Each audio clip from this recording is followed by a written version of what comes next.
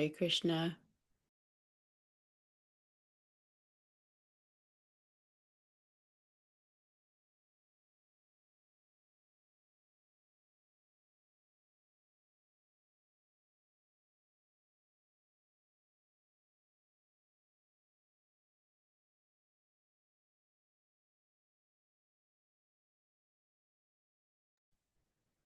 Hare Krishna, everyone.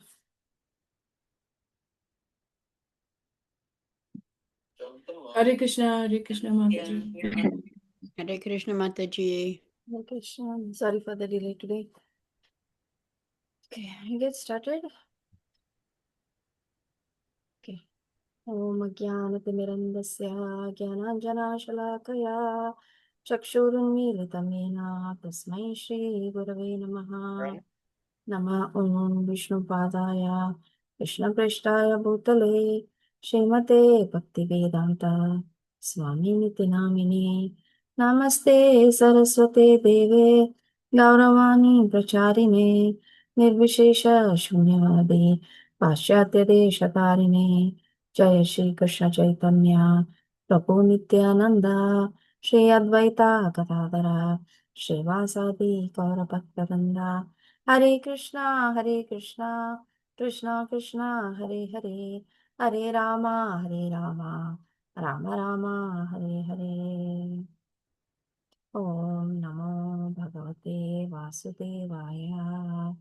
Om Namo Bhagavate Vasudevaya. Om Namo Bhagavate Vasudevaya. So we are continuing on the Ishopanishad study. Today we will be covering mantra 4 and 5. Quick recap of the entire Ishopanishad. Started off with the invocation, where the essence of the scripture is described in the invocation. Although this book falls into the category of Shruti that we saw, it's part of the Vedas. However, and it is Jnani, philosophy oriented, more catering to the interests of the Jnanis. However, the essence of this book is that the Lord is a person, and that you will see through various verses in this short book as well. Because it is Shruti, it is very cryptic language, and it is more catering to the interests of the Gyanis. Still, in the deeper meanings or in the obvious as well as the deeper meanings of the text, we can understand the Lord is a person, and that is the definition of the book is described in the very big verse, which is invocation. Om Purnamada Purnamidam. So everything comes from this whole complete Supreme Lord. If he is not complete, if he is not a person, then things are limited. If you put, there's no limitation to the Lord in any way, either in being completeness or in, he can be impersonal at the same time he can be person. So if you only look at from the impersonal aspect, looking at these verses, then that means you're already putting some limitation on the Lord. So that should not be the understanding. We should look at it. The Lord is so unlimited that he can exhibit himself in this way or in that way, as a person or an impersonalist. For the impersonalist, he can appear. And if you describe the Lord only in the impersonal aspect, then that's not the then again you are putting a limitation to the Lord's potencies. So the devotee's maturity is actually comes into play when we understand both the points, both the categories of the Lord in which is described. So in the first mantra, we saw the Ishavasya principle, which is where we have to understand that everything belongs to the Lord. Lord is a proprietor of everything, and we need to accept only that, surrender to the Lord with detachment, and accept only that much that has been allocated as a quota, and that quota can be in terms of various ways. And we need to surrender because he is a proprietor. We need to surrender to him and develop the knowledge on him as well as detachment from this world. In the next verse, mantra 2 was 2 and 3, where how one should conduct their life. Again, develop the knowledge because he is the Supreme Lord. Work in the Ishavasya principle and surrender to the Lord. And the third one was what are the negative effects if we don't do it? It will take us to the darkest regions and lower planetary systems. Now, in the fourth and fifth in this section. Let's see the section overview for a quick minute.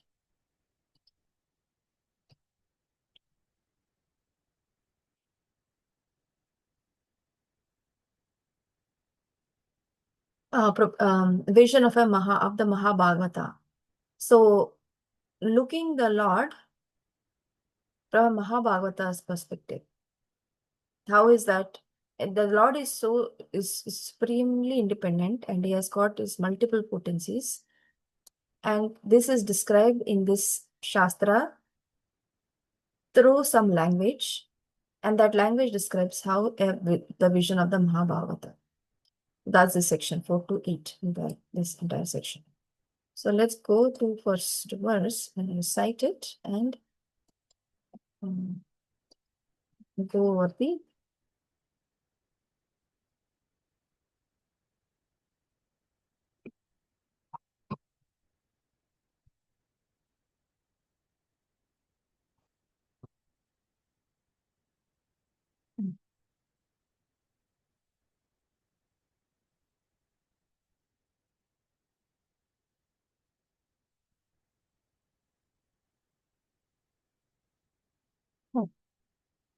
Isha Upanishad was mantra 4.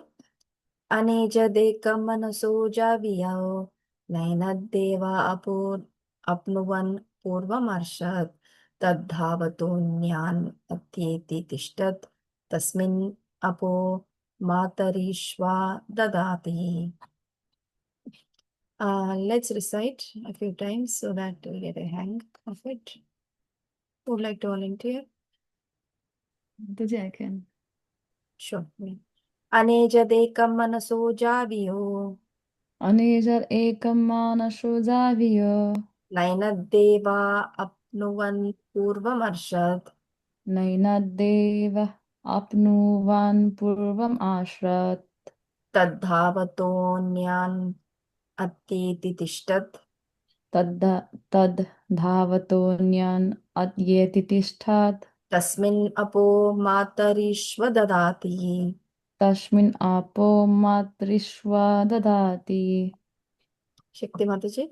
Aneja dekam manaso javiyo Aneja deyaka manaso jaivo. nainadeva apnuvan purvam arshad Naida deva apuvan purvam arshat. tadhavatonian atyeti tishtat Tadavato nyan atid tishat. tasmin apo matarishva dadati. Tasman apo matarziva dadati. Thank you. Synonyms. Anejad, fixed. Ekam, one. Manasa, than the mind. Jabiyaha, more swift. Na, not. Enath, this Supreme Lord. Devaha, the demigods like Indra, etc. Apnuvan can approach. Purvam, in front. Arshat, moving quickly. Tat, he. Davata, those who are running. Anyan, others. Atyeti, surpasses. Tishtat, remaining in one place. Tasmin, in him. Apa, rain. Matarishva, the gods who control the wind and rain. Dadati, supply. Translation. Although fixed in his abode, the personality of Godhead is swifter than the mind and can overcome all others running. The powerful demigods cannot approach him. Although in one place he controls those who supply the rain and air, he surpasses all in excellence. So what this verse is describing is the Lord is situated in one place. So some seemingly contradictions. This verse and the next verse is going to present how does a Mahabhagavat look at the Lord. He can be swifter than the mind, yet he can be fixed. Isn't that a contradiction? Like one who is fixed cannot move. And what to speak of moving faster than anybody else? What is the fastest moving object in this entire universe? Mind. Yeah, the mind. Because right now you are here, you can be in any other location in the world in the same second or in the very next second. So that means you have already traveled so many thousands of miles. That is why it is swifter. And you can even go to the spiritual world with your mind. So that means it's beyond So that is how it is. But one who can travel swifter than the mind, and although he is fixed, not possible. That's we have within us only, which is the mind. Mind is fixed with us, yet mind can travel. The creator of the mind, then you can imagine how potent he is, right? The mind each one of us possess, and that mind itself is fixed within our body or within our wherever it is located, and yet it can travel very fast, right? And he is the faster than the mind itself, because he's a creator of the minds of various unlimited living entities that we have.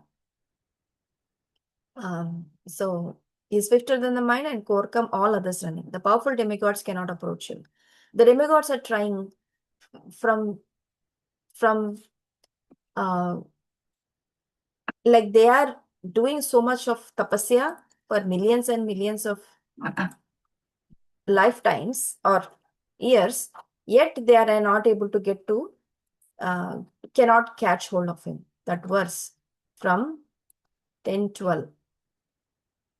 I'm going to share that.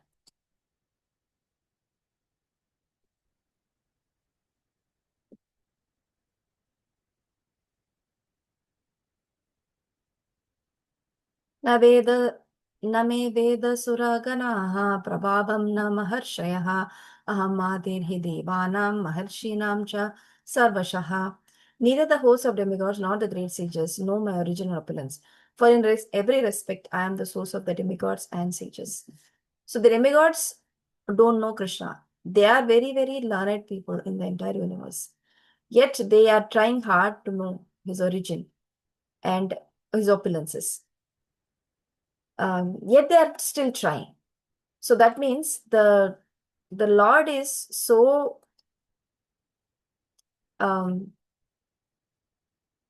so super excellent in all his qualities and his potencies that even the demigods are not able to catch hold of him. So that is the extent of his potencies. From Bhagavad Gita, we saw that. So although he's situated in one place, although he's fixed, he can move faster. Although he's in one place, he controls all those supply, the air and rain. He surpasses all in excellence. So we know that God is present in the spiritual world as well as everywhere else. So he is situated in one place. He controls all that supply rain and air. Who supply the rain and air? The demigods. He is a controller of the demigods also. He surpasses everyone in excellence. So we can go to this purport and see how Prabhupada is described. And he talks about the different energies. Because the energies are everywhere, spread across the universe, right? There are different types of, what are the different types of energies that we know of?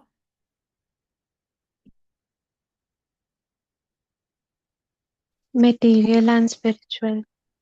And Marginal. Marginal. what are the terms that we know of in Sanskrit or in English? Marginal is tathast. Daivi. Antaranga Para and is Bahiranga. superior energy and para is material energy. Antaranga and Bahiranga. Tatastha. Tatastha, yeah. Antaranga, Bahiranga, Tatastha, internal, external, and marginal. So Prabhupada explains in terms of that. So let's read the purport from here. Very good. Yes. Please raise your hand if you want to be. Go. Krishna Mataji, can I go? Yes, please. Thank you. Through mental speculation, even the greatest philosopher cannot know the Supreme Lord, who is the absolute personality of Godhead. He can be known only by his devotees through his mercy. In the Brahma Samhita 5.34, it is stated that even if a non-devotee philosopher travels through space at the speed of the wind or the mind for hundreds of millions of years, he will still find that the absolute truth is far, far away from him. The Brahma Samhita 5.37 further describes that the absolute personality of Godhead has his transcendental abode, known as Golok, where he remains and engages in his pastimes Yet by his inconceivable potencies, he can simultaneously reach every part of his creative energy. In the Vishnu Purana, his potencies are compared to the heat and light that emanate from a fire. Although situated in one place, a fire can distribute its light and heat for some distance. Similarly, the absolute personality of Godhead, although fixed in his transcendental abode, can diffuse his different energies everywhere. Hare Krishna. Yeah. So if you take, if you look at from a non-devotee philosopher or a scientist, he can create a spaceship that can travel. Yet, even if they travel, we have so many travel spaceships that are being created in this current day and age. We see how they are trying to conquer the space. But where have they reached? Where they have reached some material planets. Even if someone can do that, they cannot reach to the spiritual world by their limited capacities. Even if all the scientists come together and come up with some spaceship that can travel with all their intelligence, can travel like a very high speed, still they cannot reach the Lord.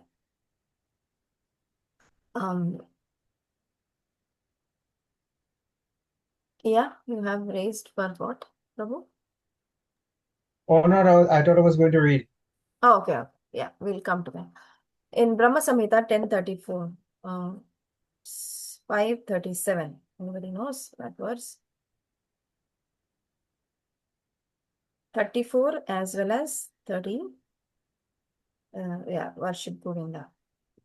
So, Pantastu Koti Shatavatsara Sampragamya Vayo Rathapi Manaso Munipungavana Sopyasti Atprapada Simni Avichinti Tatve Govindamadi Purusham Tamaham Bhajami. The verse translations. Oh, I worship Govinda, the primeval Lord. Only the tip of the toe of whose lotus feet is approached by the yogis who aspire after the transcendental and betake themselves to pranayama by drilling their respiration, or by the jnanis who try to find out the non-differentiated Brahman by the process of elimination of the mundane, extending over thousands of millions of years. So all these are trying their hard, either through pranayama, either through yogic process or by the mental speculation, jnani. Yet they are not able to get to the tip of the toes of the lotus feet. And when these are the jnanis, at least on the Vedic path, they are aspiring for the spiritual life, and they cannot reach. And what to speak of these mundane scientists who can invent something by their limited capacities and think of achieving or conquering the space or going to the spiritual world? Not possible. Then in 37, Brahma Samhita, it says, Ananda Chinmaya Rasa Pratibhavitabis Tabirayeva Nijarupataya Kalabi Goloka Eva Nivashatya Kilatma Bhuto Govindamadi Purusham Tamaham Bhajami. I worship Govinda, the primeval Lord, residing in his own realm, Goloka, with Radha, resembling in his own spiritual figure, the embodiment of the ecstatic potency, possessed of the 64 artistic activities, in the company of our confidants, embodiments of the extensions of our bodily form, permeated and vitalized by his ever blissful spiritual rasa. So, he is situated in his own abode, yet in his own Goloka Vrindavan, Ananda Chinmaya Rasa Pratibhavitabis, where he remains engaged, yet is inconceivable, yet he can simultaneously reach in every part of his creative universe. In the Vishnu Purana, potencies are compared to heat and light that can emanate from a fire. Although situated in one place, a fire can distinguish light and heat in some distance. Similarly, the absolute truth, although fixed in its transcendental abode, can diffuse its different energies everywhere. So to understand this verse and the next verse and the similar verses in this book, we need that faith. That faith that whatever has been spoken in the Shrutis are all true. All we have to put is accept them. Remember in the very first verse, we just have to accept. That's the tone Prabhupada has said. Accept it. Then the revelation will happen. Because if we go by the ascending process, we are sure we will not reach there. We have to depend on the descending process, which is the mercy process, which comes by the surrender, which comes by the acceptance and being open to receiving the knowledge that comes through. So All these can be understood only by the descending process. So there is a pastime that talks about this entire, we can describe that through this pastime, a story. One time Narada Muni wanted to visit Lord Vishnu in the spiritual world. And before that, he went to a couple of devotees in the earth. So once he went to Brahmana, who's been doing Brahmanical services for many, many years from the beginning of his life. And is very, very advanced in scriptures and in processes and everything. So he approached him and told him, I am going to the spiritual world. Do you want any message to be sent to the Lord Vishnu? I'm going there, he says. Ask him how Lord is doing, what is he doing, and ask him when I'm coming back to the spiritual world. And then Narada Muni, sure, I'll do that. Then he goes to one more person, cobbler. Cobbler is doing his cobbler business, and Narada Muni visits him and asks him, I'm going to the Supreme Lord's abode. Do you have any message for him? Then cobbler says, please ask how Lord is doing, what is he doing, as well as when am I coming back to him. Then the Lord goes. And then Narada Muni travels to the spiritual world, visits Lord Vishnu, and tells him, my Lord, I have visited the Bhuloka and found these two individuals who is inquiring about you. And they wanted to know that how you are doing and when is their time for coming back to your abode. Then Lord says, go tell them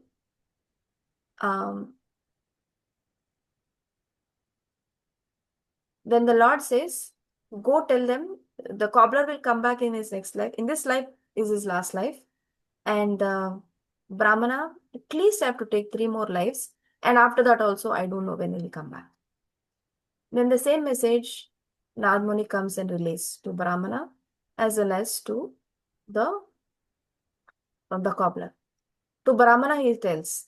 And Narada Muni is surprised. How is that cobbler who is doing only his cobbler business can come back to the Lord in this life, as well as the Brahmana who is very well versed in the scriptures and following the processes cannot even come back even after 3 lifetimes. He relays them and he says, when Narada Muni asks that question to Lord Vishnu tells him to tell a pastime that what is Lord Vishnu doing? Lord Vishnu is threading a needle with an elephant. Tell them this is what I am doing, and here are the response. And Narada Muni goes and tells, Narada Muni is surprised that Brahmana can come back only after a few lifetimes, or not even sure, in cobbler in this life. So when he tells them, before he tells them that they are going to go back to certain time, he tells them Lord is actually threading the needle of the eye of the needle with an elephant to cobbler. Cobbler becomes ecstatic and he starts crying. Oh, my Lord can do such wonders. My Lord is so wonderful. He can do so many wonderful activities, inconceivable. He becomes ecstatic. And the Brahmana tells the same thing to Brahmana, that Lord is threading the needle with an elephant. Brahmana says, what are you talking? Is that even possible? How can an elephant go through the eye of a needle? Impossible. How can Lord do this? This is what he says. Then Narada Muni understands. And he understands what Lord has said. Yes, this is the essence. Who has understood the essence can only go back to Godhead, not by reading the scriptures.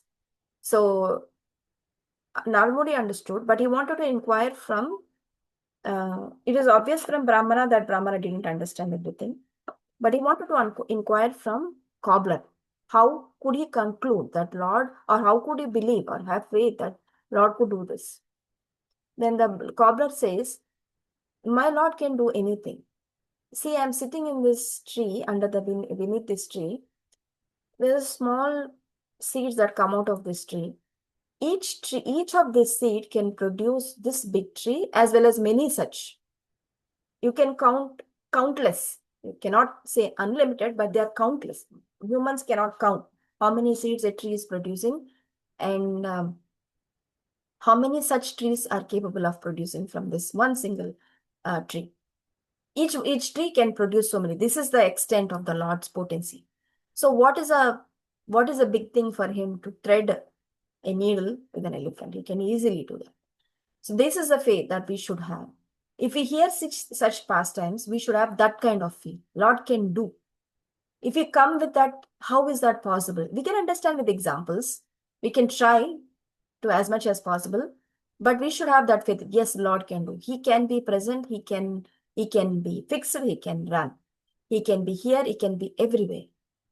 So that is something that we should all start off with that.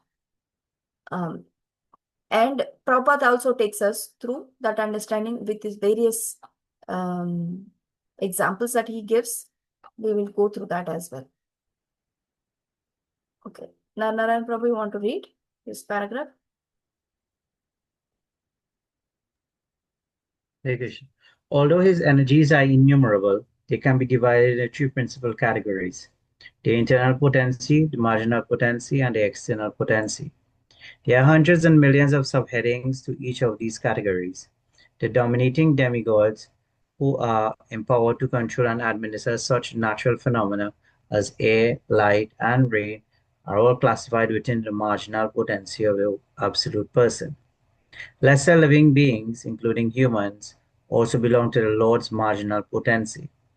The material world is the creation of the Lord's external potency, and the spiritual sky, where the kingdom of God is situated, is a manifestation of his internal potency. Yeah, read the next line also. In the Bhagavad Gita, No, 10:2, here. Thus. oh, thus the different energies of the Lord are present everywhere. Although the Lord and his energies are non-different, one should not mistake these energies for the supreme truth. Nor should one wrongly consider the Supreme Lord is distributed everywhere impersonally, or that he loses his personal existence. Men are accustomed to reaching conclusions according to their capacity for understanding. But the Supreme Lord is not subject to our limited capacity for understanding. It is for this reason that the Upanishads warn us that no one can approach the Lord by his own limited potency. Okay, we'll pause. So the different energies that are there in the world are internal, external, and marginal. We are all part of the marginal potency. We have the potency to come under the internal potency as well as stay in the external energy of the Lord. So these are the different energies, and even though the Lord's energy are distributed across this universe in different forms, yet he will not lose his personal existence, right? His internal energy is situated in the spiritual world.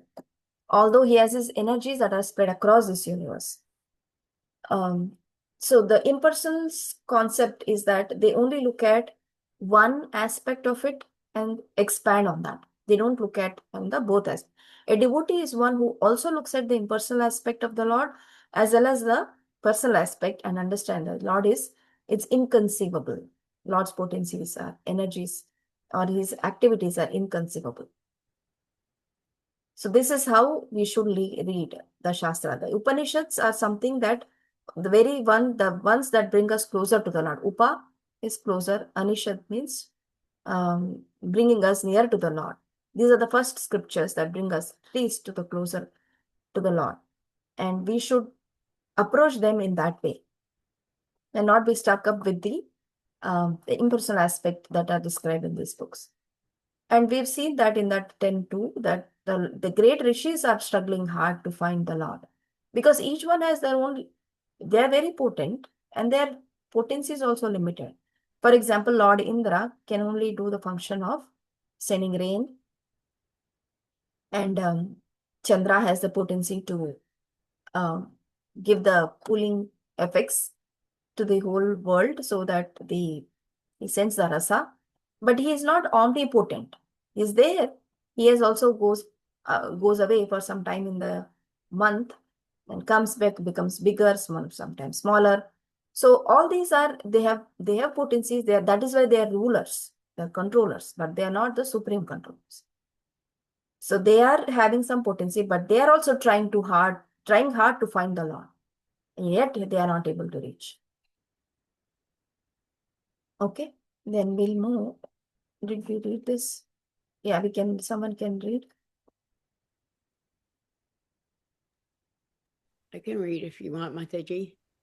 Well, go ahead. No one else wants to do. In the Bhagavad Gita, in the Bhagavad Gita 10.2, the Lord says that not even the great rishis and suras can know him. And what to speak of the asuras, for whom there is no question of understanding the ways of the Lord. This fourth mantra of Sri Ishopanishad very clearly suggests that the absolute truth is ultimately the absolute person. Otherwise, where would have been no need to mention so many details in support of his personal features. So unless this person is unless the Supreme Lord is a person, he cannot be fixed and he cannot move at the same time. He has to be a person. This is a personal feature. Someone is moving me, someone has got some features or some senses that through which he can go or move about. So if you don't consider then that is incompleteness again. We are trying to go to the supreme complete goal with our incomplete knowledge again, which won't take us far. Yeah, continue. Someone else can read, please. I can read, Mataji. Oh, okay, go ahead, Mataji. Palak. Thank you. Although the individual parts and parcels of the Lord's marginal potency have all the symptoms of the Lord himself, they have limited spheres of activity and are therefore all limited. The parts and parcels are never equal to the whole. Therefore, they cannot appreciate the Lord's full potency under the influence of material nature. Foolish and ignorant living beings who are but parts and parcels of the Lord try to conjecture about the Lord's transcendental position. Sri Upanishad warns of the futility of trying to establish the identity of the Lord through mental speculation. One should try to learn of the transcendence from the Lord himself, the supreme source of the Vedas, for the Lord alone has full knowledge of the transcendence. That means if we go with our limited capacities to approach the Lord, not possible. We need to accept it from the point of view of the Lord, which is coming in the Vedas. Because he only has the full knowledge of everything and he can bestow us with that knowledge. It has to be bestowed. We cannot acquire it by our own means. Someone else read next. Thanks, Mataji. Every part and parcel of the complete whole is endowed with some particular energy to act according to the Lord's will. When the part and parcel living entity forgets its particular activities under the Lord's will, he is considered to be in Maya illusion. Thus, from the very beginning, Ishopanishad wants us to be very careful to play the part designated for us by the Lord. This does not mean that the individual soul has no intuitive of his own. Because he is part and parcel of the Lord, he must partake of the initiative of the Lord as well. When a person properly utilizes his initiative or active nature with intelligence, understanding that everything is the Lord's potency, he can receive his original consciousness, which was lost due to association with Maya, the external energy. So they are introduced to something new here, like not totally new, but we need to understand we need to use our initiative, right? We have some quota from the first verse, mantra 1. We have quota and it will come to us. Yet we have to understand, yet we have to endeavor. And that's the initiative that we have to take. So how do you know when you have to take initiative and when something is allocated to you? How does that come? We all have initiative. That means so let me fight for my rights, for example. Because something is, I know I have a quota. If you sit quietly, probably it's not going to come. But then when do I use my initiative versus when do I know that it will come to me? Understanding the question?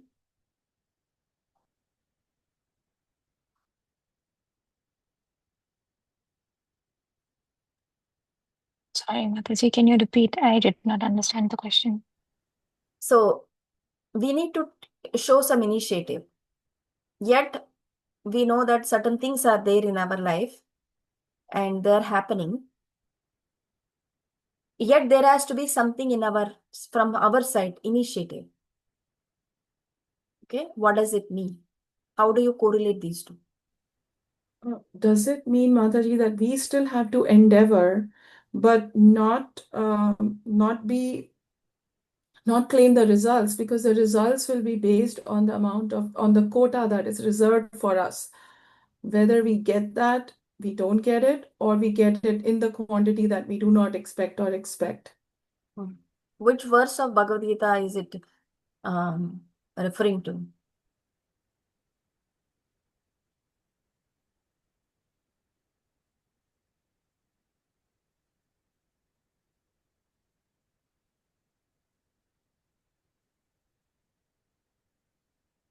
Second chapter. Second or third chapter? Fourth chapter.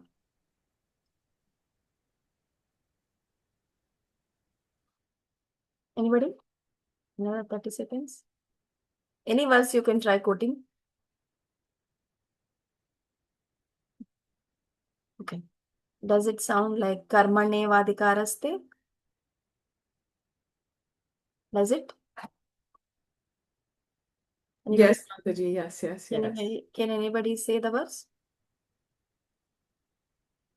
कर्मण्येवाधिकारस्ते मा फलेषु कदाचन मा कर्मफल हेतुर्भुर् मा ते संगोऽस्थ कर्मणि. Yeah.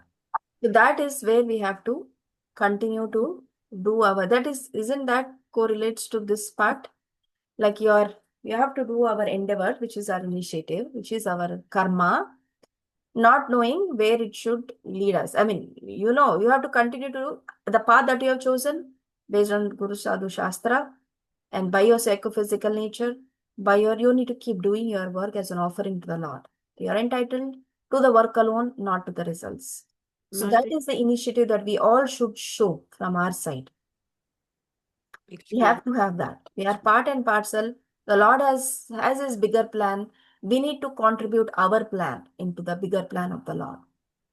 Because we all have that potency. Isn't that we learned from the first verse that we are all individual completes. Small complete units capable of fully realizing the Supreme Lord. Because each one of us has this potency. Because we can come under the shelter of the spiritual or can be in this material itself. But if we will come under the shelter of the Supreme Lord as energy, then we can understand the Lord's plan in a better way. So we can all contribute to the Lord's plan. We can understand what is the plan of the Lord and what is my plan in the bigger plan of the Lord. That is something that we have to keep endeavoring to do that. Okay. Yeah, someone read the last. Mataji, what was the it was fourth chapter in the Bhagavad Gita. What was the verse? Oh, there we go. 4.7. Okay, thank you. 4 point? It says 2.47. 2.47. Yes. I was thinking 4 and 2.47. Yeah, last paragraph. Someone please read. Mataji, I'll read. All power is obtained from the Lord. Therefore, each particular power must be utilized to execute the will of the Lord, and not otherwise. The Lord can be known by one who has adopted such a submissive service attitude. Perfect knowledge means knowing the Lord in all his features, knowing his potencies, and knowing how these potencies work by his will. These matters are described by the Lord in the Bhagavad Gita, the essence of all the Upanishads. Yeah. So all this Prabhupada is also deriving, when he's writing the quotations and purports, he is deriving the essence of Bhagavad Gita. That's why we can see very clearly Although sometimes he puts them, sometimes he doesn't necessarily, but he's getting all these conclusions from Bhagavad Gita, what Krishna has already spoken, which is the essence of all Upanishads. Gita Upanishad, right? It is the essence of all Upanishads. So one has to approach in a service attitude, understand his potencies, and go with the plan of the Lord, and understand his own potencies in that way. Then we can be successful in this life. So this is the essence of this verse, which talks, although this is the inconceivable potencies of the Lord, he's fixed and is swifter than the mind, and overcome all the energies. The powerful demigods can approach him, although in one place, cannot approach him, although he's in a one place. He controls all those. So he is fixed, yet he can travel faster. Because he is fixed, if you think, still no one can approach him. The demigods cannot approach him, even though he looks like he's fixed, because he is traveling. And they can also not reach him. He controls everything of them, but he cannot be conquered by them. Yes, Vigyan Prabhu, you want to add anything? Rishmataji, I just want to ask a question. So, in the first paragraph, it's mentioned that even if one travels at the speed of mind, one cannot reach the abode of the Supreme Lord. But if we think about the abode of the Lord, that means we are traveling at the speed of the mind. So, can't we reach there? Because with the mind, we can reach anywhere, right? So, with that speed, can't we reach the abode? Right now, So, you've already gone to the spiritual world, but are you able to stay there? So here it's mentioned with different mechanical arrangements, even the speed is so high, someone cannot reach the Lord's abode, right? But till now we have seen the speed is not even the speed of light, but if it's the speed of mind, then that could be reached. The spacecraft or something could be reached at that point, right? At that. Yeah, we can reach with our mind in a second. We can go, but are we there? Are we fixed? If we are fixed there, then we are not here, because we have already reached the spiritual abode. So your question is, we can go with our mind to the spiritual world. That's what you're telling. Yes, Mataji, because currently we don't have such a spacecraft, right, which travels at such a speed. But if there is such a aircraft or a spacecraft which can travel at the speed of mind, then without devotion, it cannot reach in terms of scriptures, right? But in terms of other point of view, that can reach, right? So I find it, I kind of. Which other point of view? Sorry, Mataji? No, I'm not understanding the point, Prabhu. With the speed of mind, if a spacecraft travels, then it will reach somewhere, right? Like there are satellites, human-made satellites, and those things which have traveled to different places at the universe outside the Earth. So I was just finding difficult to understand. With the speed of mind, if a spacecraft reaches to that abode of the Lord, closer to that, so how still it's not able to reach the Lord? You mean the man-made spacecraft, which can travel at the speed of light, mind? Yes. So one cannot create that kind of a spacecraft. You can try, like people are going to sun now. They have traveled to the moon. They are going to the sun. But have they reached the Goloka Vrindavan Dham with that kind of a spacecraft? Right? So this is all material things. This universe is one such universe. Supreme Lord's abode is beyond this universe, right? We're only talking about this sun, moon are part of this universe, where Brahma is the topmost person. Under his control, all these are moving. Still material. They are trying hard to go to the material planet, not to the spiritual planet, with even the spacecraft. And If rishis are trying hard to find, following the Vedic path, hard to find, finding it hard to reach the Lord, how can the material spacecrafts were created by some scientists who are not followers of Vedic knowledge system can reach? It has to cross the coverings of the universe. Imagine how many coverings are there in the universe. How many layers are there? Mm. 8. Earth, water, fire, air, ether.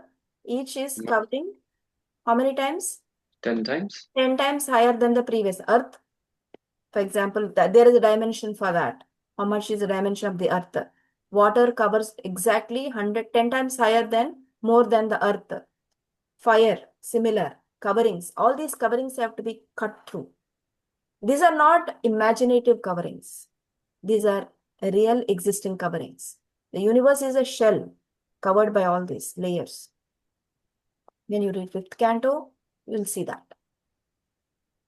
These are all the coverings, and there is a specific distance of each of these. They are all there. So if by your endeavor, if you go by the ascending process, you need to cut those layers. Which machine can do that? And who people, small country, you don't allow foreigners, don't allow intruders, don't allow extremists entering into our land. You think the people or the owners of those lands help us pass through such coverings? These are all material. This is metal speculation. Yet, a devotee can travel because of the mercy of the Lord. Because the devotee has surrendered, the Lord has given the mercy, he can travel. And how does it happen? This entire universe, if you consider this universe such big, dimensions are there, millions of yojanas, not even kilometers. 1 yojana is 8 miles. The number of the distance is calculated. Unit is yojana, not even kilometer or mile that we know of. So this entire universe that we are talking about can become a print of a calf by the Lord's mercy for a devotee. He'll just cross, make one step and he will cross it. He doesn't have to go through this endeavor of going through this so much of distance. So even Brahma and the demigods, they cannot enter, right? They just spray from Garbhodaka ocean. Yeah, Brahma, his planet, this is his planet, he's the topmost person. Beyond him is the coverings. I mean, the coverings are part of the universe, but he is the topmost. And then there is Brahma Jyoti. And then there is Viraja river. That covers, that is the border, LOC, line of control, with the spiritual and the material. Beyond that is the Supreme Lord, and Lord's abode is the topmost.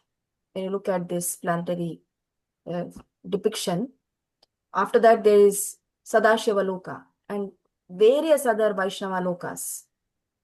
Then Mathura, Dwaraka, Ayodhya, Mathura, Dwaraka, and Goloka.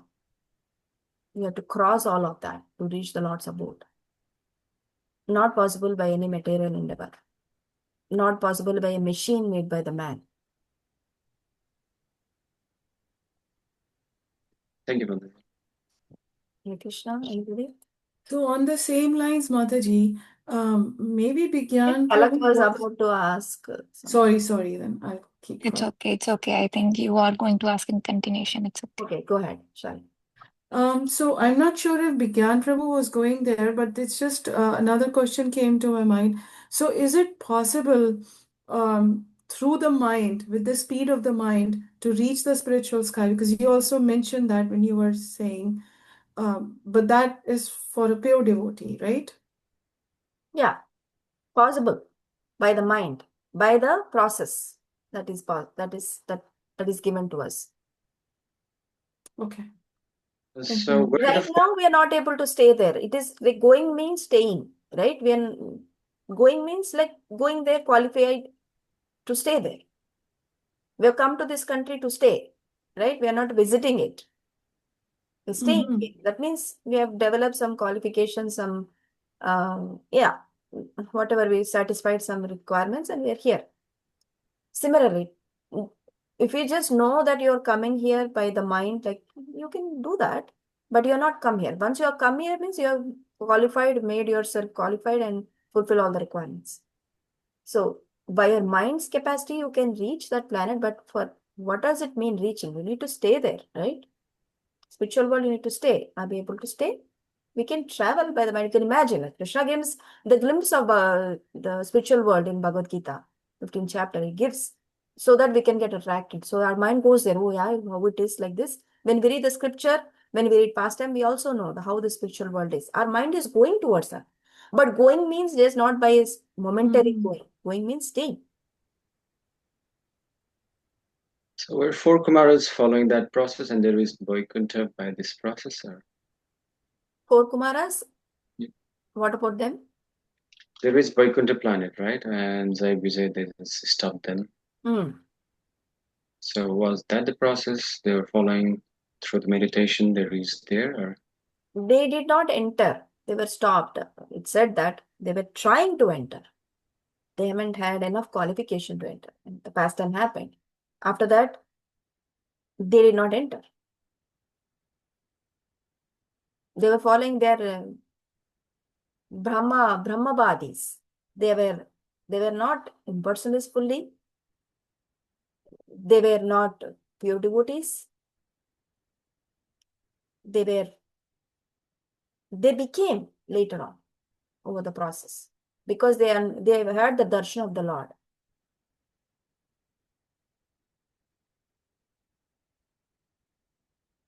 Yes. Maharaj, I'm just elaborating on this one, and then I'll ask my actual question. So does this mean that even Brahma has not been able to reach the spiritual world, uh, be with it with his mind or him physically? Brahma has Has not. not been able. Yeah, Has Brahma, not been able. Brahma has access to the Lord. That is why he prays on behalf of the demigods whenever there is a problem in the universe. He is very qualified. He is praying to the Lord for the Lord to descend. Hearing Brahma's prayers and the demigods' prayers, the Lord descends. So he is part of this material world. I mean, I'm just trying to decipher that. Is he part of the material world, or is he on the job for uh, Krishna to stay in the material world? And if he wants, he can actually go to the spiritual world. That's what I'm trying to understand. That will be decided at the end of his life, but as per his work, as per his, Right. he's doing the job for Krishna because he wanted it. Mm. In the Right. beginning, when he became born on the lotus, Mhm. he could Mhm. only Brahma Samhita, he could only see darkness everywhere.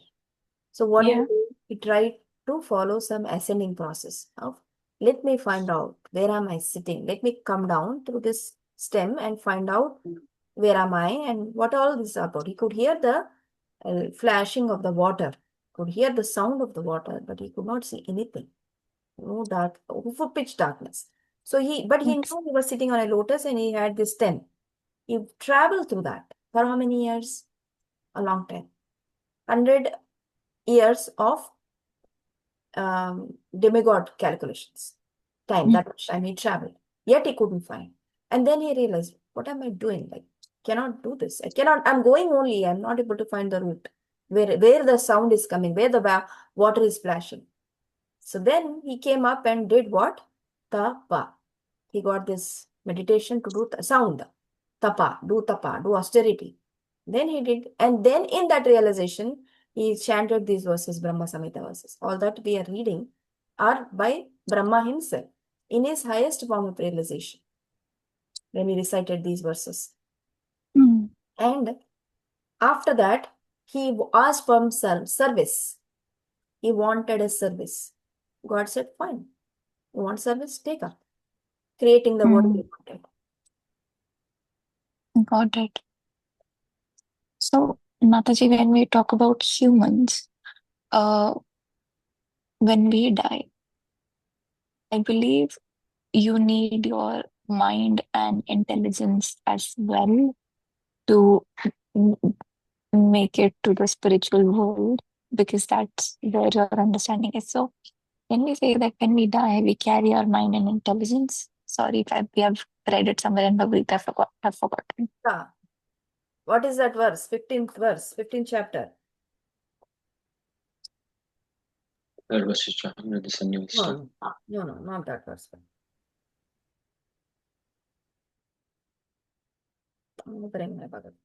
15th chapter.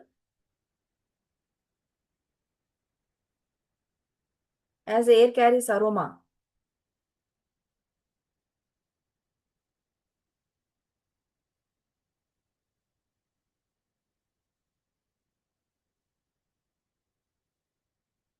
शरीरं यदवाप्नोति यच्चाप्युत्क्रमातीश्वरः गृहीत्वैतानि संयाति वायुर्गन्धानि वाशयत्.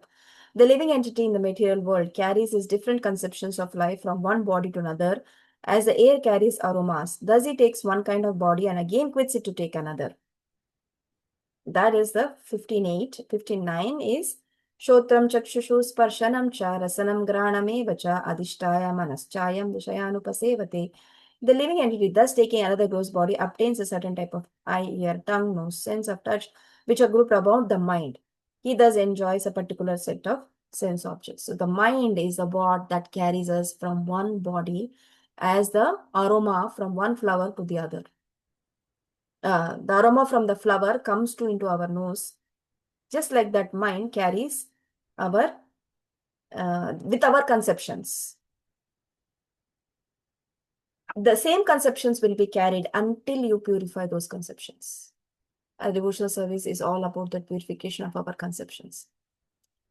Otherwise, we have this mind, this intelligence, this grouping gets carried from one to the other in the similar way until you purify it. Thank you, Mataji. And Mataji, can we also say that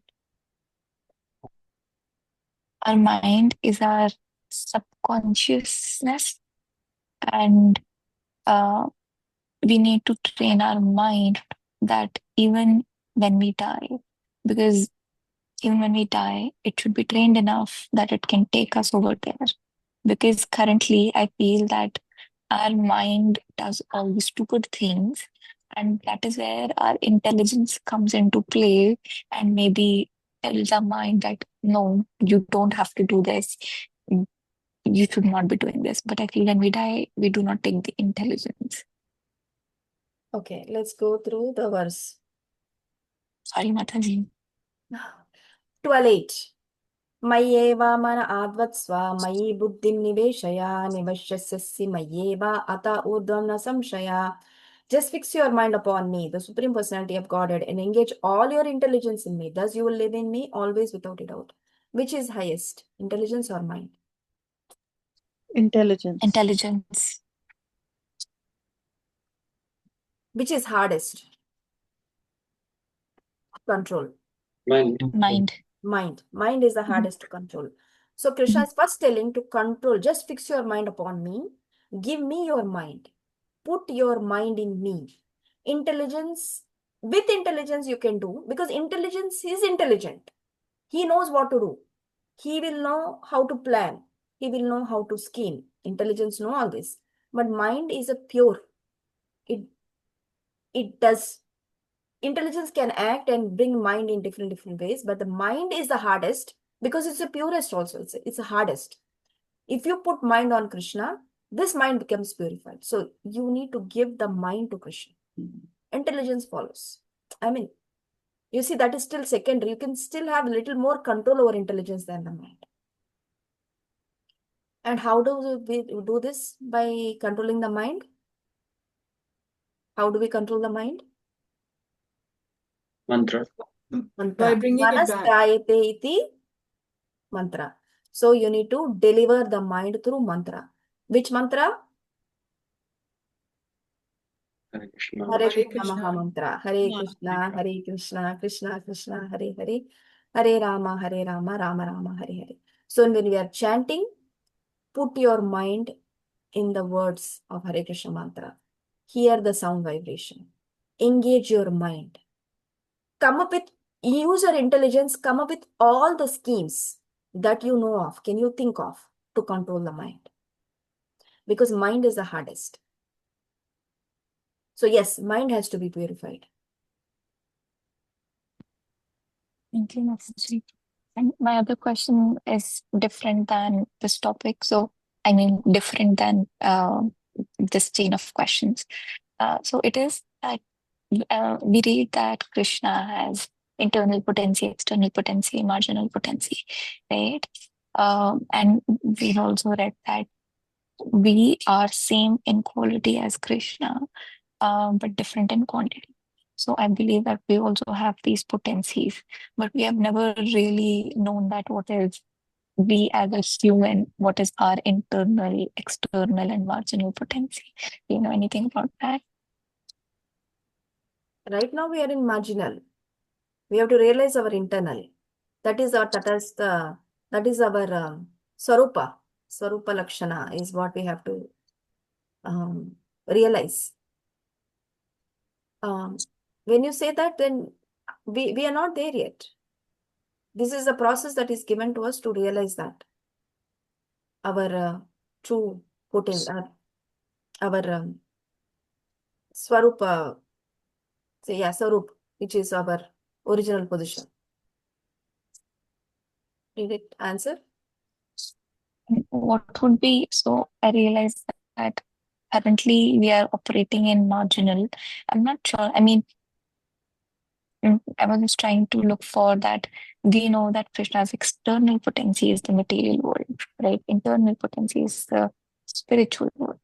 Marginal is us, right? But similarly, because we are same as Krishna, do we also have these three types of potencies? I think I'm not clear when you said that. When you're in your true form, we are under the internal potency of Krishna. We are Satchit Ananda Vigraha also in a very minute quantity. So a body of ocean and a drop of ocean. Same quality, quantity is minute. We also have, once we are there, we don't have to be here.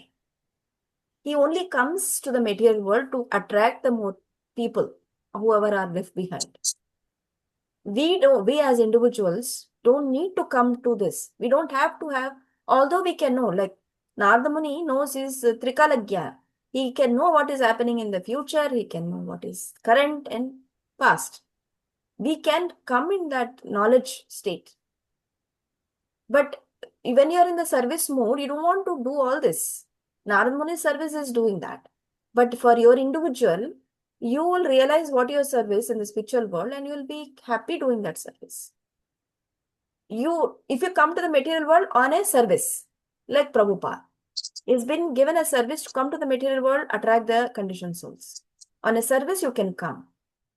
But simultaneously, you want to do this, unless you have a desire to do that, unless you have a service, is what it will be realized to you. It's specific. Thank you, Mataji. Nishita?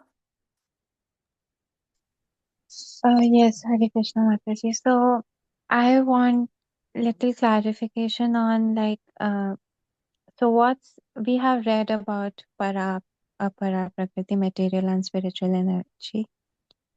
And so how does this internal energy and external energy relate to it? Like, are they subsets, or it's totally another way of classification, or how can we relate and link to these four? Because are these different from each other, or how can we? Which one? I couldn't again repeat it. Like one type of classification we know is the superior energy and the material energy. Like the material is also inferior energy, and the spiritual is also the superior energy. So that we know, like 7.4 and 7.5. But today we talked about internal and external energy. So how can we relate to these? And in Bhagavad Gita, like where do these internal and external also come? Like In the seventh and what's the chapter, link? in the seventh chapter, he said 7475, you explained already. Ninth chapter, 913, Daivi. Mm-hmm. Mahatmanas. Mahatmanastu mam partha daivim prakritimashita bhajanti ananya manaso gyatva bhutadimaya abhyayam. Oh, so you understand. They are fully engaged. Those who are not deluded, the great souls, are under the protection of the divine nature, Daivi Prakriti. They are fully engaged in devotional service because they know me as the Supreme Personality of Godhead, original and inexhaustible. So we have the two. He explained about those two in the 7th, and then the internal potency is telling in the 13th, in the 9th, 913. The same, whatever we read in this verse, internal, external, marginal. Internal is Haladini, potency. External is Bhiranga. So it's different from the superior energy, like this, because superior energy are the living entities. So how, that's what I'm not able to understand. Like material, can we say material is external and superior is internal, or like they are totally different, and how do they relate to each other? Okay, so the material energy is the world around us, comprising of immovable objects. What is that? We read about that particular word about them. They are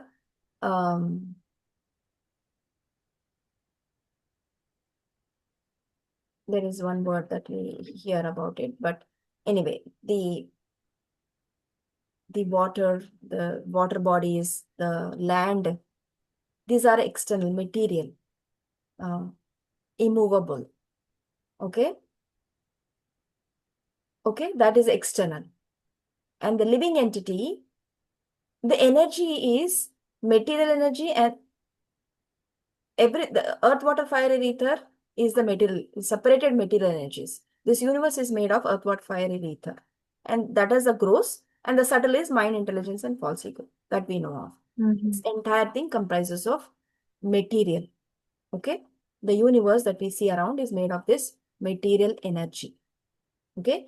Then the marginal, and he says, there is aparayam itastva anyam, pakritim vidyame param, jivabhuta mahabaho yedam dharyate jagat.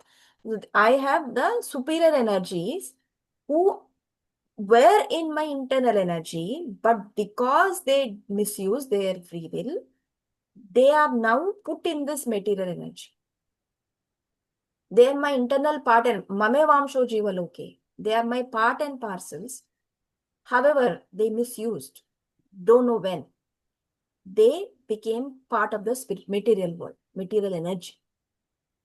Although my spiritual energy, my internal potency is Haladini Shakti, which comprises of Sandhini, Samvit, and Haladini. Internal energy comprises of these three: Samvit, Sandhini, and Haladini. Samvit is knowledge. Samvit, Sandhini is the existential potency of the Lord.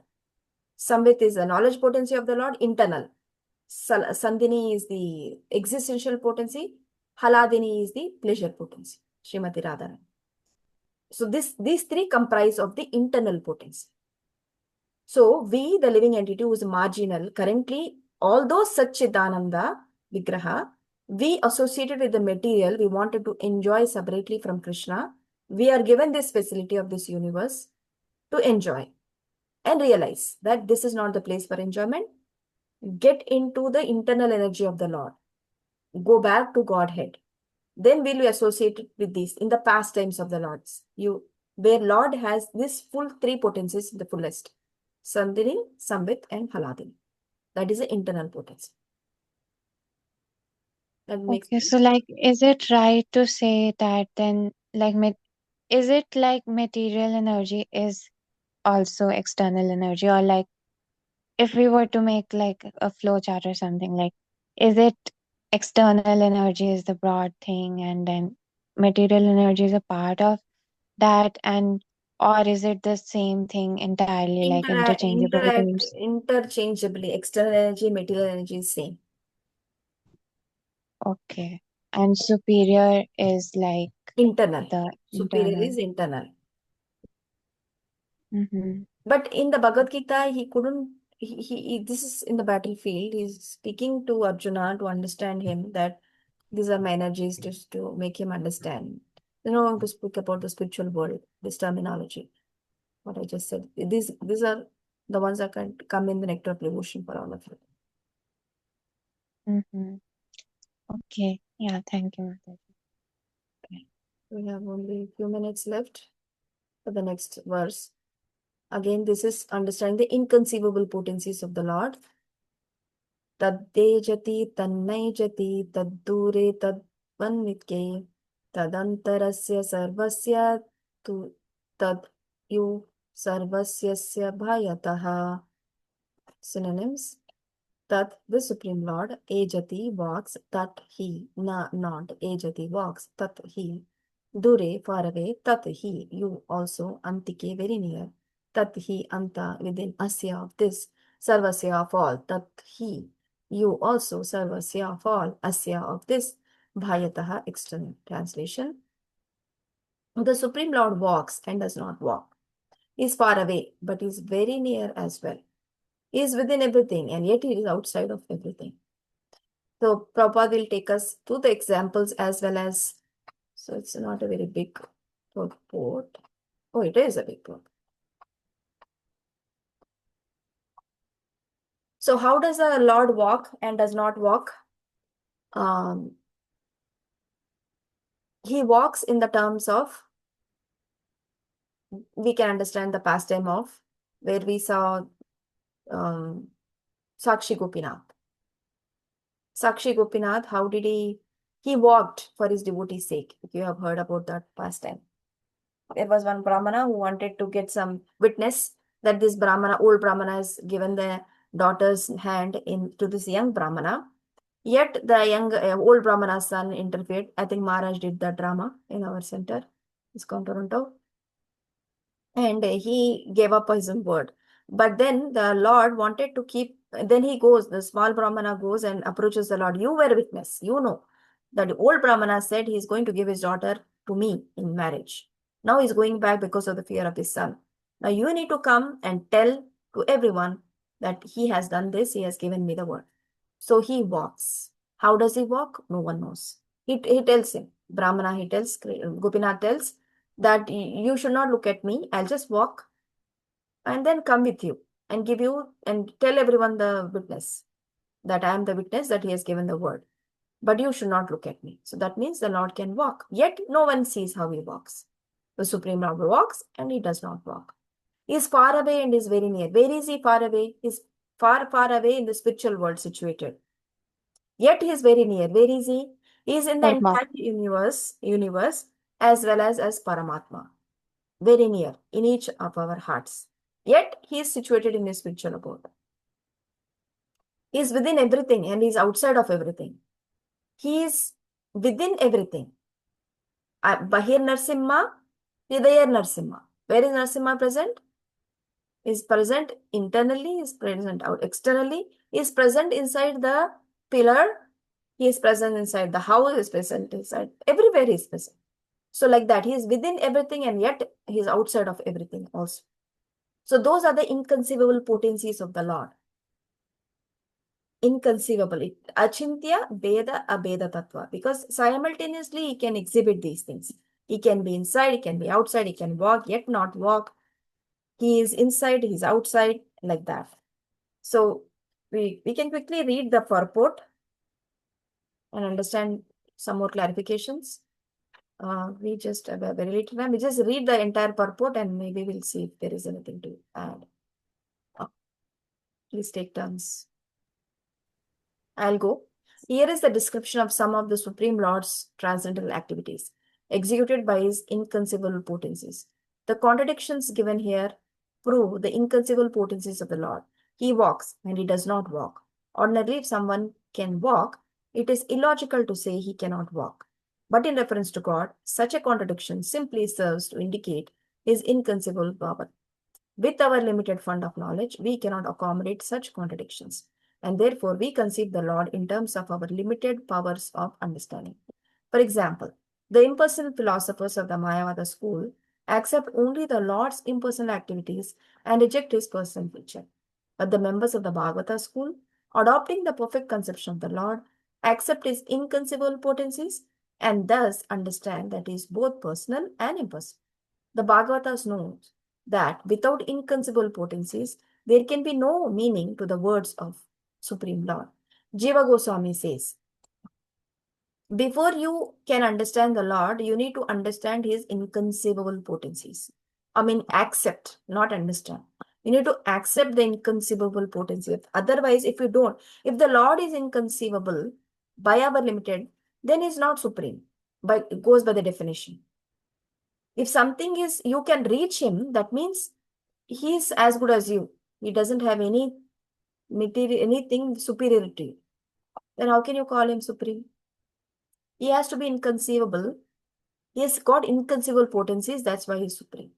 Simultaneously one and different. Okay, next paragraph. Someone read. I can read, Mataji. Go ahead. We should not take it for granted that because we cannot see God with our eyes, the Lord has no personal existence.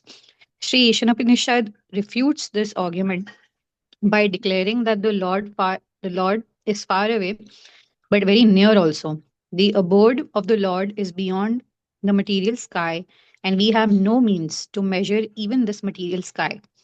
If the material sky extends so far, then what to speak of the spiritual sky, which is altogether beyond it? That the spiritual sky is situated far, far away from the material universe is confirmed in the Bhagavad Gita 15.6. But despite the Lord's being so far away, he can at once, within less than a second, descend before us with a speed swifter than that of the mind or wind. He can also run so swiftly that no one can surpass him. This has already been described in the previous mantra. Okay. Someone else read. I can read, Mataji. Go ahead. Just go ahead. I don't have to tell. Oh, okay. Because, right? Yet when the supreme.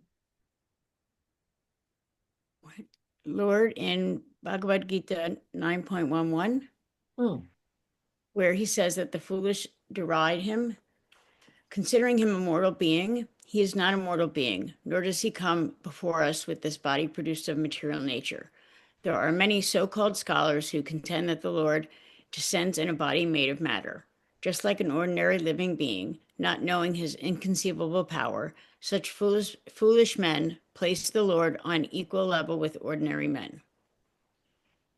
Because he is full of inconceivable potencies, God can accept our service through any sort of medium, and he can convert his different potencies according to his own will. Non-believers argue either that the Lord cannot incarnate himself at all, or that if he does, he descends in a form of material energy. These arguments are nullified if we accept the existence of the Lord's inconceivable potencies. Then we will understand that even if the Lord appears before us in the form of material energy, it is quite possible for him to convert his energy into spiritual energy, into spiritual energy. Since the source of the energies is one and the same, the energies can be utilized according to the will of their source. For example, the Lord can appear in the form of the Arka Vigraha, a deity supposedly made of earth, stone, or wood. Deity forms, although engraved from wood, stone, or other matter, are not idols, as the ironclads contend. So the Lord can use his energies however he wants. Because he is so benevolent to his devotees, he appears, although situated in the spiritual world, for his devotees, he appears in the form of Archa Vigraha, a deity form. This is to give them the pleasure to serve, pleasure of service. Okay? So that we can offer the bhoga to the Archa Vigraha. That is why he is giving that opportunity. Otherwise, he is situated in the spiritual world. So he can exist simultaneously in the spiritual world, in the material world, in the form of Archa Vigraha, which is made of certain elements called earth, stone, wood, precious jewels, mind, like that. There are different forms of the deities that can be there in the material world. And these are not idols, because the qualified Brahmana can invite the Lord to reside in these vigrahas. They are not idols, they are deities, because the Lord resides in them. Because the Lord has been invited to reside in these by a priest who has made himself qualified to invite the Lord. Okay, and the other is just like a electrician, he knows the same electricity that is there. He knows how to cool some systems and also how to heat some systems. Can be used for the heating purpose. It can be used the same electricity for cooling purpose, right? Heater and the cooler. So the Lord can use his energies however he wants to attract the living entities. Yes, Shalini? So, Mataji, like you explained that deities are Archa Vigraha, which have been like Pran Pratishtha has been done. So, what about the ones that we have in our homes where no Pran Pratishtha has been done?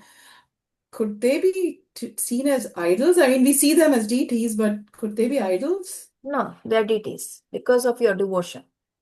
Oh, That's okay. it's your devotion. Your deities are specific for, he'll reciprocate with you as per your devotion. Okay, that makes sense. So let's say if you go to a store and there are different kind of murtis, so those could be called idols because they are not being served devotionally. They are Right. not deities. Okay, makes sense. Thank you, Deity Mataji. becomes when you start serving. Put your Yeah. emotion in devotion. Please read in our present state, someone. Can I Go read? ahead. Yeah. In our present state of imperfect material existence, we cannot see the Supreme Lord due to imperfect vision. Yet those devotees who want to see him by means of material vision are favored by the Lord, who appears in a so-called material form to accept his devotees' service. One should not think that such devotees who are in the lowest stage of devotional service are worshipping an idol. They are factually worshipping the Lord who has agreed to appear before them in an approachable way. Nor is the Archa form fashioned according to the whims of the worshipper. This form is eternally existent with all paraphernalia. This can be actually felt by a sincere devotee, but not by an atheist. Thank you, Hare Krishna. Someone? In the Go Sorry. ahead. Hare Krishna Mataji. In the Bhagavad Gita 4.11, the Lord says that how he treats his devotees depends on the devotee's degree of surrender. The Lord reserves the right not to reveal himself to anyone and everyone, but to show himself only to those souls who surrender unto him. Thus, for the surrendered soul, he is always within reach, whereas for the unsurrendered soul, he is far, far away and cannot be approached. How is he near? How is he far? Is Eyatha Mam Prapadyante, 411. So if you consider, if you surrender to the Lord, he's very close to you. If you think he's not a person, he doesn't exist, he's very far away. So in that way, he's close as well as very far. Eyatha Mam Prapadyante. Okay, next, someone. In this connection, two words the revealed scriptures often apply to the Lord. Saguna with qualities and Nirguna without qualities are very important. The word Saguna does not imply that when the Lord appears with perceivable qualities, he must take on a material form and be subject to the laws of material nature. For him, there is no difference between the material and spiritual energies because he is the source of all energies. As the controller of all energies, he cannot at any time be under their influence as we are. The material energy works according to his direction. Therefore, he can use that energy for his purposes without ever being influenced by any of the qualities of that energy. In this sense, he is nirguna, without qualities. Nor does the Lord become a formless entity at any time, for ultimately he is the eternal form, the primeval Lord. His impersonal aspect or Brahman effulgence is but the glow of his personal rays, just as the sun's rays are the glow of the sun god. The Lord is Saguna with qualities and Nirguna without qualities. It both applies. Saguna is, he has got all the greatest qualities. Nirguna means he does not have any material qualities. Nirguna. God is also described as Nirgun because he does not have any material qualities. Okay, next. I go next, Mataji. Go ahead. When the child saint Prahlad Maharaj was in the presence of the atheist father, his father asked him, "Where is your God?" When Prahlad replied that God resides everywhere, the father angrily asked whether his God was within one of the pillars of the palace. And the child said yes. At once, the atheist king shattered the pillar in front of him to pieces, and the Lord instantly appeared as Narsimha, the half man, half lion incarnation, and killed the atheist king. Thus, the Lord is within everything, and he creates everything by his different energies. Through his inconceivable powers, he can appear at any place in order to favor his sincere devotee. Lord Narsimha appeared from within the pillar not by the order of the atheist king, but by the wish of his devotee, Prahlad. An atheist cannot order the Lord to appear, but the Lord will appear anywhere and everywhere to show mercy to his devotee. Bhagavad Gita 4.8 similarly states that the Lord appears in order to vanquish non-believers and protect believers. Of course, the Lord has sufficient energies and agents who can vanquish atheists, but it pleases him to personally favor a devotee. Therefore, he descends as an incarnation. Actually, he descends only to favor his devotees and not for any other purpose. Hare Krishna. So the Lord comes paritranaya sadhuna for that purpose. That is his first, foremost aspect. Then comes vinashaya chaturshvata and is present according to the Lord, the devotee's desire. Someone read these two paragraphs. In the Brahma Samhita 5:35, it is said that Govinda, the primeval Lord, enters everything by his plenary portion. He enters the universe as well as the atoms of the universe. He is outside in his Virat form, and he is within everything as Antaryami. As Antaryami, he witnesses everything that is going on, and he awards us the results of our actions as karma phala. We ourselves may forget what we have done in previous lives, but because the Lord witnesses our actions, the results of our actions are always there, and we have to undergo the reactions nonetheless. Next verse. Next paragraph. The fact is that there is nothing but God within and without. Everything is a manifestation of his different energies, like the heat and light emanating from a fire, and in this way there is a oneness among his diverse energies. Although there is oneness, however, the Lord in his personal form still enjoys unlimitedly all the pleasures enjoyed minutely by the tiny part and partial living entities. So the Lord exists in the Virata form externally as the internally as the Antaryami, as the super soul within the heart. As externally, he can also appear as a Virat in front of Arjuna. He showed his Virat roop.